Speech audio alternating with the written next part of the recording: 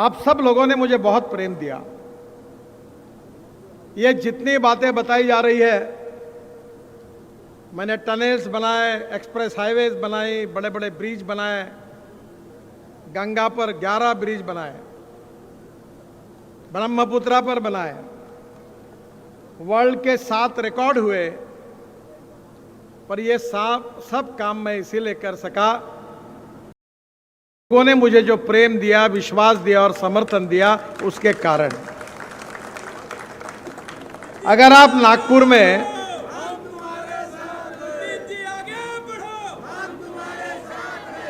अगर मैं नागपुर में अगर लोकसभा चुनाव नहीं जीतता तो मैं मंत्री नहीं बनता, और मंत्री नहीं बनता तो आपके लिए काम कहां से करता। तो जो मैंने कुछ काम किया है उसका श्रेय मेरे सामने बैठे हुए सभी कार्यकर्ता भाई और बहनों को है, नागपुर की जनता को है। और इसलिए मैं दुनिया में कहीं भी जाता हूं तो नागपुर को कभी भूलता नहीं हूं, न कभी भूलूंगा। 10 साल में इस क्षेत्र में जो काम मेरे द्वारा हुआ है, पहली बार चुनाव के लिए जनता को हिसाब देने के लिए वो उसकी टोटल की गई, तो पहली बार मुझे ध्यान में आया कि इस 10 साल में मैंने 10 लाख करोड़, 1 लाख करोड़ से ज्यादा काम नागपुर लोकसभा क्षेत्र में किया। 1 लाख करोड़। पर आपके आशीर्वाद से 1 लाख करोड़ ये तो न्यूज़रील है, अभी तो असली फिल्म शुरू होना, और काम करेंगे और तुम्हारे हमारे सबके नागपुर को दुनिया की पटल पर ले जाएंगे। देश का अच्छे शहरों में नहीं तो दुनिया के अच्छे शहरों में नागपुर लेकर जाएंगे, ये मैं आपको वचन देता हूं। नागपुर टाइगर कैपिटल है। 350 टाइगर नागपुर से 3 घंटे के डिस्टेंस पर है। आज नागपुर में दुनिया से टूरिस्ट आ रहे हैं, वर्ल्ड से आ रहे हैं टाइगर देखने के लिए। नागपुर 0 माइल है। मुंबई से कलकत्ता और दिल्ली से चेन्नई, इसके बीच में आज नागपुर का 0 माइल है, जहां नागपुर की शुरुआत होती है। हमारा नागपुर ऑरेंज कैपिटल है। मैं बहुत कोशिश कर रहा हूं, मदर डेयरी को कह रहा हूं कि ऐसी ऑरेंज की बर्फी तैयार करें कि पूरे दुनिया में नागपुर का ऑरेंज पहुंच जाए। अभी जो तैयार हुई उसका 8 दिन का ही लाइफ है, पर जल्दी ही ऐसी तैयार होंगी कि जो महीने भर तक अच्छी रहेगी और पूरे दुनिया में नागपुर की ऑरेंज पहुंच जाएंगे। नागपुर 0 माइल के कारण लॉजिस्टिक कैपिटल है। अभी मुंबई का समुद्र हमने बूटी यहां सिंधी तक लाया है, ड्राई पोर्ट शुरू हुआ, और उसके बाद में देवेंद्र जी ने 1200 करोड़ रुपए लॉजिस्टिक कैपिटल के दिए हैं। उसी पोर्ट को लगकर, ड्राई पोर्ट को लगकर बूटी बोरी के आगे हम देश का सबसे बड़ा लॉजिस्टिक पार्क नागपुर में बना रहे हैं। नागपुर ने बहुत रिकॉर्ड बनाया है। 7 साल पहले अनिल सोले जब महापौर थे, तब मैंने उनको कहा था कि हम हमारा सीवेज वाटर, टॉयलेट का पानी बेचेंगे। हम 7 साल में पहले हमने उसको पानी को शुद्ध करके महाराष्ट्र सरकार के कोराड़ी और खापरखेड़ा प्रोजेक्ट को दिया, और टॉयलेट का पानी बेचकर साल के 300 करोड़ कमाने वाली देश की पहली महानगर पालिका नागपुर महानगर पालिका। मेरा सपना था, हमारे महाल कारपोरेशन में महानगर पालिका की मीटिंग होती थी। मैं युवा कार्यकर्ता था, एकनाथ राव जो कारपोरेटर थे, अर्जुन दास जी, गिरीश व्यास सब नगर सेवक थे। तो मुझे व्यवस्था करनी पड़ती थी मटके लाने की। हर मीटिंग के सामने मटके फोड़ने का कार्यक्रम होता था क्योंकि पानी नहीं मिलता।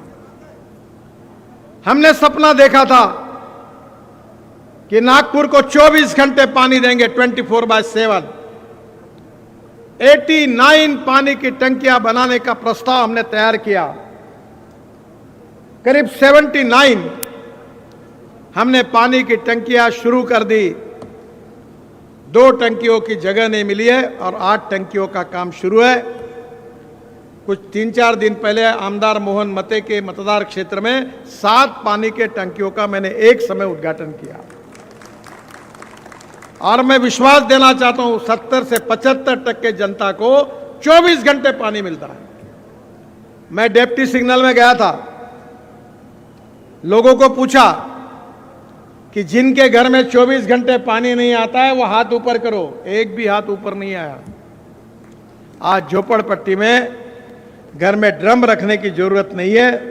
70-75% जनता को 24 घंटे पानी मिलता है। और हमने ऐसी व्यवस्था की है कि तोतला डोह का हमारा जो डैम है उसमें मध्य प्रदेश से पानी आता है और वहां हाइड्रो पावर तैयार करके जो पानी निकलता वो पेंच में आता है। पहले वहां मीटर नहीं था, हमने मीटर लगाया, फ्लो मीटर। और जो कैनाल से पानी आता है वो 1300 करोड़ रुपए खर्चा करके पाइपलाइन लगाई और वहां से गोरेवाड़ा में पानी आता है। मैं आपको विश्वास के साथ बताना चाहता हूं कि आज से 6 महीने के बाद नागपुर के किसी भी कोने में 24 घंटे पानी सबको मिलेगा।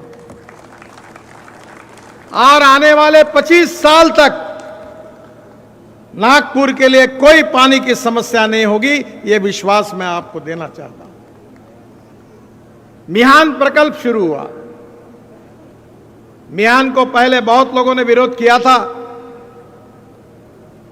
पर हम लोगों ने कहा नहीं, इसको करेंगे। हमें क्या चिंता है? मुझे ये चिंता नहीं है कि मेरे लड़कों को रोजगार कैसे मिले। मेरा कोई लड़का राजनीति में नहीं है। और मैंने उनको कहा था कि मेरे पुण्याई का उपयोग करके तुम राजनीति में जाओ मत। तुमको राजनीति में जाना है तो पोस्टर चिपकाओ, दीवालों पर रंग लगाओ और लोगों में जाओ।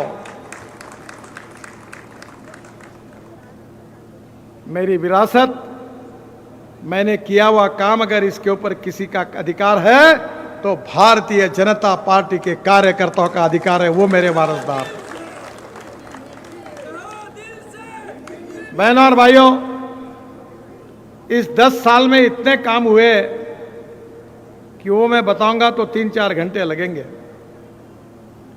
पर एक बात हमने की, कोविड के संकट के समय बहुत कठिन समय गया,